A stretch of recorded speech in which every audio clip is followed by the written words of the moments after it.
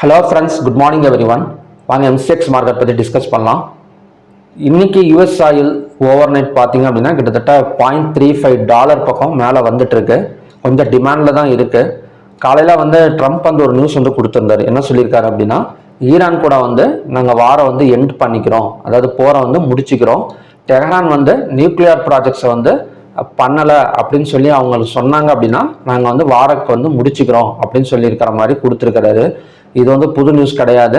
அதாவது நியூக்ளியர் ப்ராஜெக்டை அவங்க கை விட்டாதான் நான் வாரம் முடிச்சுக்குவேன்னு சொல்றது இது கிட்டத்தட்ட 10வது அடியோ 12வது அடியோ அப்படின்னு நினைக்கிறேன். ஸோ இந்த நியூஸை பேஸ் பண்ணி நமக்கு ஒரு சப்ளை தான் கிரியேட் ஆகணும். க்ரூட் ஆயிலை பொறுத்த வரைக்கும் சப்ளை தான் கிரியேட் ஆகணும்.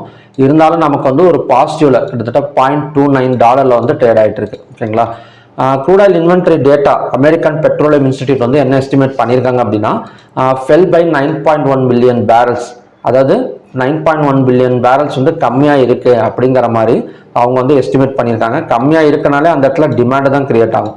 ஸோ ஃபர்ஸ்ட் மார்னிங்கில் கொஞ்சம் டிமாண்டும், ஈவினிங் யூஎஸ் மார்க்கெட் ஓப்பன் ஆனதுக்கப்புறம் ஒரு சப்ளையும் நடக்கிறதுக்கான சான்சஸ் நிறையவே இருக்கு. ஓகேங்களா. ஸோ நாம இப்போ இன்னைக்கு பார்த்தீங்க அப்படின்னா சப்போர்ட் அண்ட் ரெசிஸ்டன்ஸ் ஜோன் பார்க்கலாம். இப்போ க்ரூட் ஆயில் நேற்றெல்லாம் பார்த்தீங்க அப்படின்னா இந்த ட்ரெண்ட் லைனுக்குள்ளாரையே போயிட்டு வந்துட்டு இருந்தது. கிட்டத்தட்ட நமக்கு 901, ஸோ அப்புறம் பாரு இந்த இடத்துல சப்போர்ட்டு, மறுபடியும் சப்போர்ட், இந்த மாதிரி தான் எடுத்துகிட்டு வந்திருக்கு. ஒரு $0.32 பாசிட்டிவ்ல இருக்கனால கண்டிப்பாக ஒரு 10,020க்கு மேலே தான், அதாவது எஸ்டர்டே க்ளோசிங்க்கு மேலே தான் நமக்கு ஓப்பனிங் கொடுக்கும்.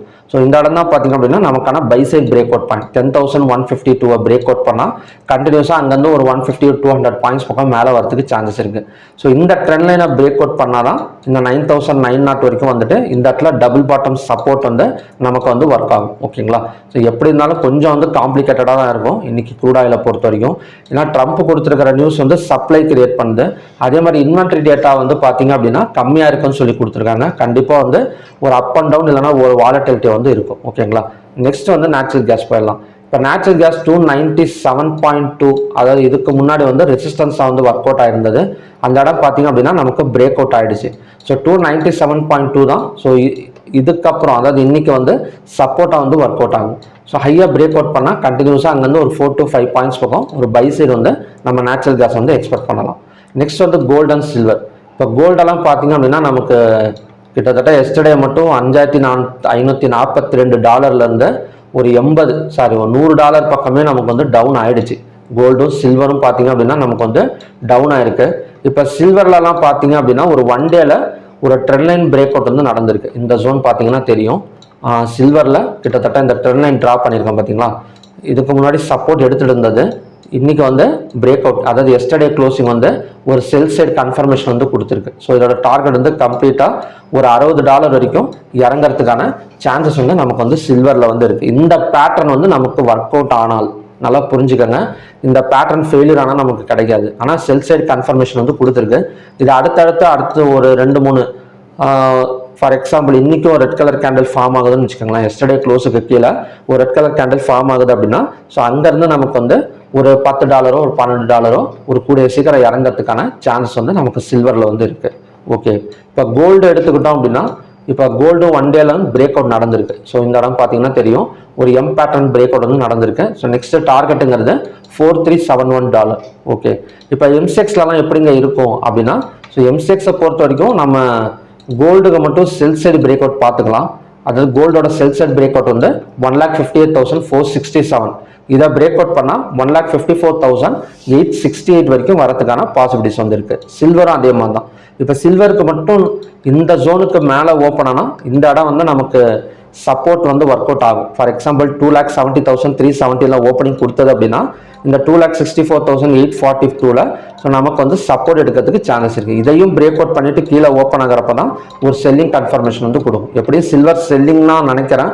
ஏன்னா அந்த பேட்டர்ன் நான் இப்போ காட்டணும்ல, சில்வர் ஃபாரெக்ஸில் காட்டணும்ல, ஸோ அந்த பேட்டர்ன் எல்லாம் நமக்கு ஒர்க் அவுட் ஆனது அப்படின்னா கொஞ்சம் நல்ல செல்லிங் எதிர்பார்க்கலாம். ஓகே. நெக்ஸ்ட் காப்பர் பார்க்கலாங்க. காப்பர் பார்த்தீங்க அப்படின்னா இப்போதைக்கு ஒரு டபுள் பாட்டம் சப்போர்ட்ல நிற்குது. ஸோ இதோட பிரேக் அவுட் பைசைட் பிரேக் அவுட்டுங்கிறது 1,354, சப்போர்ட்டுங்கிறது 1,334. ஓகேங்களா. ஓகே.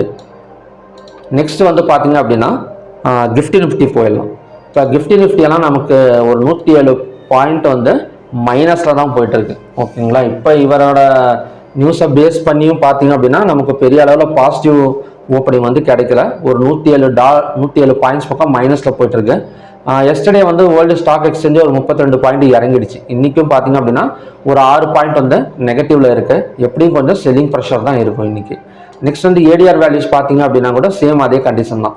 இப்போ இன்ஃபோசிஸ் வந்து ஒரு 1.27% மட்டும் தான் பாசிட்டிவ் கொடுத்துருக்காங்க. மேபி இன்ஃபோசிஸ் ஸ்டாக்ஸ் ஆல்ரெடி நேற்று வந்து ஒரு 4.27% வந்து பாசிட்டிவ்ல இருந்தது. இன்னைக்கு வந்து பார்த்தீங்க அப்படின்னா ஒரு 1.27% வந்து பாசிட்டிவ் ரிசல்ட் கொடுத்துருக்காங்க ஏடிஆரில். அப்படி பார்த்தா இன்ஃபோசிஸ் மட்டும் கொஞ்சம் பாசிட்டிவ்ல போகிறதுக்கு சான்சஸ் இருக்குது. மற்றபடி எல்லாமே வந்து நெகட்டிவ் தான் கொடுத்துருக்காங்க. HDFC பேங்க்கு, விப்ரோ, அதுக்கப்புறம் பார்த்தீங்க அப்படின்னா ரிலையன்ஸ் இண்டஸ்ட்ரீஸ், இதெல்லாம் பார்த்தீங்க அப்படின்னா நமக்கு வந்து ஒரு நெகட்டிவ் தான் கொடுத்துருக்காங்க. ஓகேங்களா? ஸோ நிஃப்டி நமக்கு ஒரு 100 பாயிண்ட் மட்டும் நெகட்டிவ்ல போயிட்டு இருக்கு. இந்த நெகட்டிவ் கண்டினியூ ஆனது. இப்போ மார்க்கெட் ஓப்பன் ஆகிறதுக்குள்ளார ஒரு 150-200 பாயிண்ட் எல்லாம் கீழே கண்டினியூவாக இறங்குனது அப்படின்னா அகைன் நெக்ஸ்ட் சப்போர்ட் வந்து எந்த இடத்துல எடுக்குன்னா நிஃப்டிக்கு வந்து நெக்ஸ்ட் சப்போர்ட் இருக்கு, அதாவது 1 டே சப்போர்ட்டு. ஸோ அதுவும் நம்ம ஒரு தடவை பார்த்துடலாம். நிஃப்டியெல்லாம் பார்த்தீங்க அப்படின்னா சப்போஸ் நல்லா கீழே இறங்குதுன்னு வச்சுக்கோங்களேன், நெக்ஸ்ட் சப்போர்ட்டுங்கிறது இந்த இடம் தான், அதாவது 23,257. சாரி, இந்த 2 கேண்டலோட விக்கு டச் பண்ணுற இடத்துல 23,313 தான் பார்த்தீங்க அப்படின்னா நமக்கான நெக்ஸ்ட் சப்போர்ட் ஜோன்.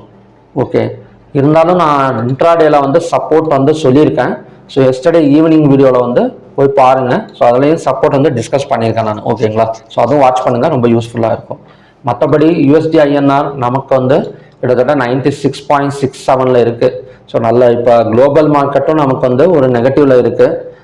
நமக்கு வந்து பார்த்தீங்க அப்படின்னா INR வேல்யூ, அதாவது ருப்பியோட வேல்யூவும் 96.52 ரொம்ப லோவாக இருக்குது. ஸோ இதெல்லாம் வச்சு பார்க்குறப்ப கொஞ்சம் செல்லிங் இருக்கலாம். இது அதே சமயம் பார்த்தீங்க அப்படின்னா அடுத்தடுத்து சப்போர்ட் இருக்கறனால அதுவும் நம்ம வந்து வாட்ச் பண்ணிக்கணும். ஓகேங்களா?